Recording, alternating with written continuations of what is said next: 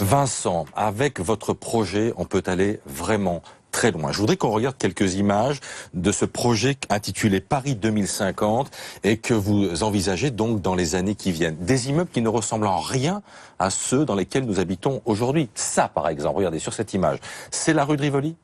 Tel que vous l'envisagez. Ici, nous sommes dans la rue de Rivoli en 2050 où l'on prône le concept de solidarité énergétique. C'est-à-dire que sur les bâtiments haussmanniens, on pourrait venir greffer des architectures contemporaines. Par exemple, ici, sous forme de montagnes végétalisées. Mais les monuments historiques vont hurler. Oui, voilà, donc, nous, en fait, on est pour le dialogue entre les générations, entre les différentes époques d'une ville. On n'est pas pour faire table rase du passé. On veut venir. On voit effectivement ces monuments haussmanniens. Donc nous, on veut proposer des bâtiments qui produisent l'énergie électrique, alimentaire et calorifique dont les bâtiments existants ont besoin. Et donc ainsi, on prend le meilleur de chaque époque pour finalement construire notre avenir. Bridge Tower, Paris 16e. Ça, c'est un Bridge Tower, ici, en fait, c'est le Ponte Vecchio du futur. Donc, on s'est inspiré du Ponte Vecchio de Florence pour développer une tour-pont qui enjambe le boulevard périphérique entre le 15e et 16e arrondissement pour dessiner une magnifique porte fluviale à l'entrée de Paris. La tour Montparnasse aussi a été un peu revue et corrigée. Oui, la tour Montparnasse, c'est la tour qui a sonné le glas de la construction en hauteur dans Paris. On voulait la transformer en un véritable verger ouvert 24 heures sur 24 aux Parisiens où ils pourraient venir cultiver leurs fruits et légumes. Voilà, ce seront des bâtiments qui seront autonomes en matière d'alimentation, de fruits et légumes, mais aussi en matière d'énergie. Oui, donc aujourd'hui, à partir des technologies existantes, comme ici par exemple des façades avec des bioréacteurs d'algues vertes, on peut faire en sorte de produire directement toute l'énergie dont on a besoin dans le bâtiment. Et on peut aussi également recycler tous les déchets. C'est-à-dire qu'on arrive véritablement à mettre en place la fameuse transition énergétique dont on a tant parlé durant la COP21 et la COP22. Quand on voit ces images, excusez-moi, est-ce qu'il y a de la luminosité dans le bâtiment? Parce que là, on est couvert par une végétation, et est-ce qu'on a encore de la lumière naturelle?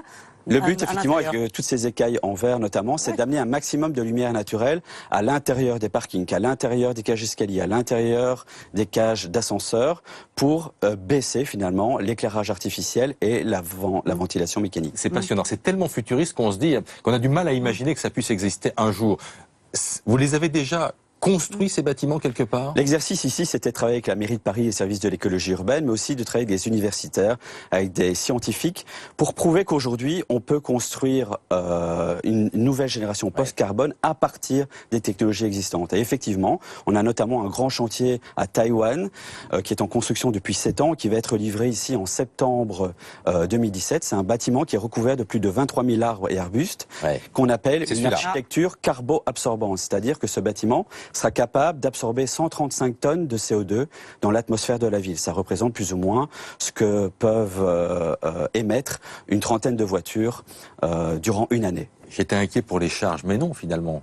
Le but, c'est vraiment de trouver le juste milieu des charges entre la végétation, la structure et l'architecture. Et donc, nous, l'intelligence, c'est de venir fusionner toutes ces disciplines en travaillant de façon transdisciplinaire avec des ingénieurs internationaux. Passionnant. J'espère qu'on y viendra. Horizon 2050, c'est ça? Horizon 2050, mais ici déjà le premier prototype qui est donc livré en 2017. Voilà, et toutes ces images, vous les retrouvez dans ce très bel ouvrage, donc Paris 2050. Merci d'être venu nous voir. Merci beaucoup. Merci de nous avoir fait respirer et rêver un peu pour évidemment l'urbanisme de demain. Merci beaucoup. Merci à vous. Il est 7h15.